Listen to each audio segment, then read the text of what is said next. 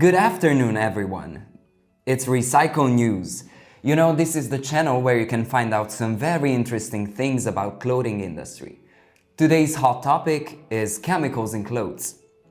Can you imagine that recently 87,000 children's clothes were recalled after toxic chemicals were found in them? No wonder that undercover investigations have started. And we are here today to report about it. Because consumers have the right to know whether what they are wearing is safe or not. Let's switch to our reporter now. Hello everyone, I am here with a professor who took part in the analysis of some clothing items that were tested for toxic substances. Professor, please tell us more about the chemicals in our clothes. What amount are we talking about? Hello, and thank you for asking. It is a rather interesting topic, and I hope people will understand how they can be affected.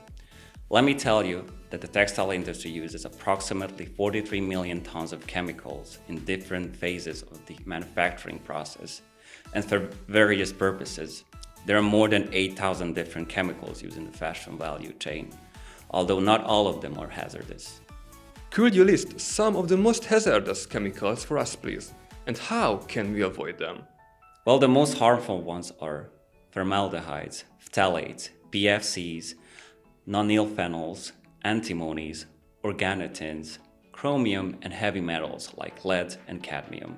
But these chemicals are not disclosed on the clothing items, as fashion brands and manufacturers don't have to do so. These chemicals are mostly in dyes, prints, and finishes, for example, to make clothes wrinkle-free or fireproof.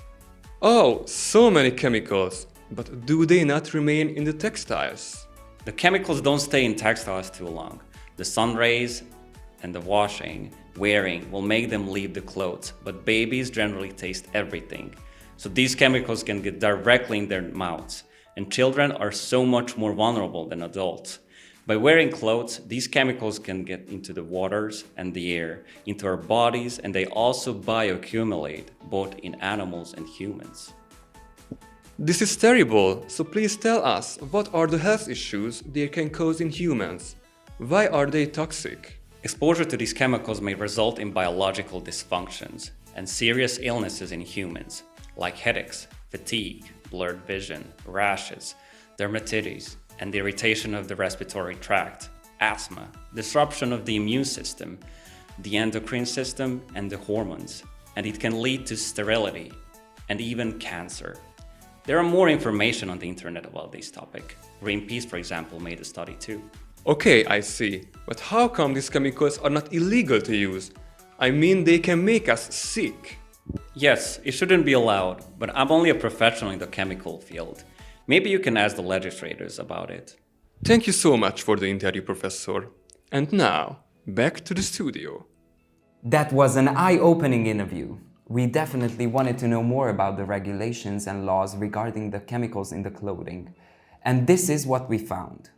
There are several regulations that help control the use of chemical substances in general, but none of them target that in textiles and apparel specifically. However, many companies developed a restricted substances list, which gives suppliers some guidelines on what not to use. Other than that, in the EU, there is a General Product Safety Directive, in which we find rules on the matter. A product is said to be safe if it meets all statutory safety requirements under European or national law. In the USA, there is a government agency, the Consumer Product Safety Commission, that protects citizens from products with potential safety hazards. They investigate consumers' complaints concerning unsafe products and issue recalls of products that are defective or violate mandatory standards. So these chemicals are around us, but what are the environmental effects of them?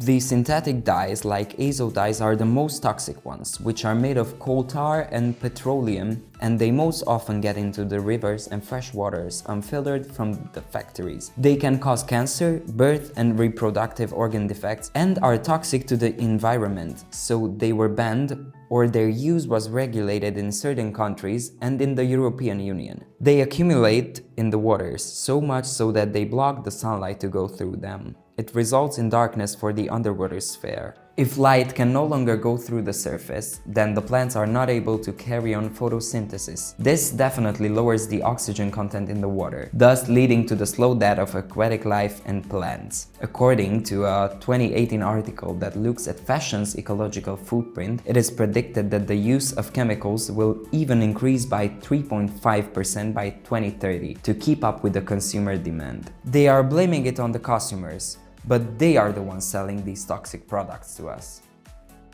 As we've seen, fashion industry puts the responsibility on the citizens, stating that they do it because people want more and more. And environmentalists blame fashion brands and manufacturers. Our environment is already sick. Consumers, which we all are, developed all kinds of illnesses. Scientists have provided evidence that things are not okay. Actually, both sides have a part in this. Companies are profit-oriented and consumers are hungry for new pieces. In order to find solutions, we all need to be more aware. RecyCOOL News would like to help with that. We have our reporter in the lab now. He is with a laboratory assistant. Hey, did you know that baking soda is also called sodium bicarbonate? It can be used for cleaning too. Yes, I knew that, and I use it sometimes to unclog my kitchen sink. Really? I never heard of that. How does that work? Let me show you. Now look, it's magic. Oh, I'm really excited now.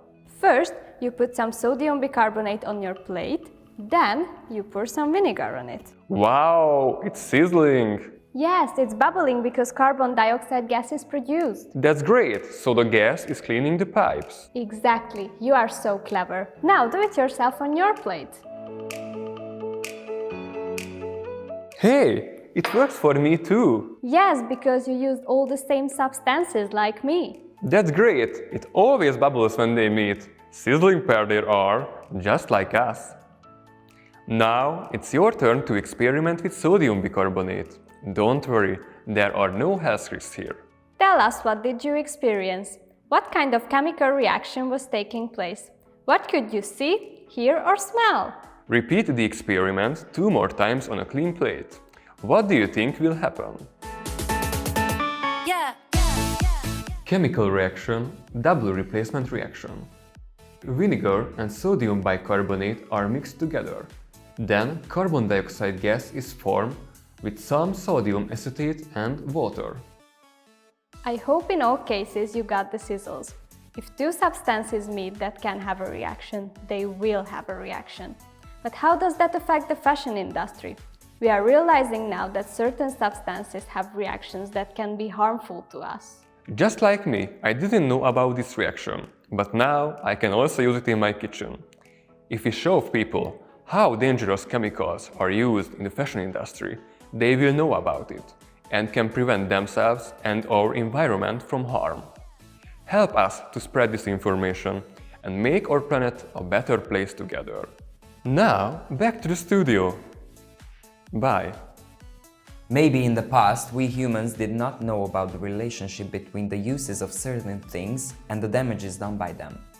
But by now, we certainly know about the consequences. So what can we do? There are campaigns and organizations that can give us help. Greenpeace launched a campaign called Detox My Fashion. Fashion Revolution's #What's in My Clothes campaign is holding brands accountable for their deeds as fights for a transparent value chain. As for the clothes, without hazardous chemicals available at the present moment, there are better options if we are willing to find them. Options: avoid buying from brands known to use hazardous chemicals. Wash clothes after purchase, before starting to wear them, and do laundry in a sustainable way. Buy secondhand. These clothes have already been washed several times supposedly, or garments made in an eco-friendly way, using organic materials and having a certification like GOTS or Standard 100 by Oekotex. Look for brands that are dedicated to providing chemical-free alternatives and publish their manufacturing processes. Influence brands to act responsibly. Post a photo with your clothes inside out so the brand name is visible with the #What'sInMyClothes. Demand that brands clean their production, that they use water filtration in every supplier factory, and that they don't use chemicals above the critical amount. Watch for petitions by Greenpeace, Fashion Revolution, or other organizations and sites collecting signatures for the good cause. Demand governments to control risky products and oblige brands and factories to disclose their chemical use. There are many studies, medical findings, and even governmental institutions that work on these issues. It is about time that we start to take responsibility for our action. Now that's it for today from RecyCOOL News. Thanks for watching and take care.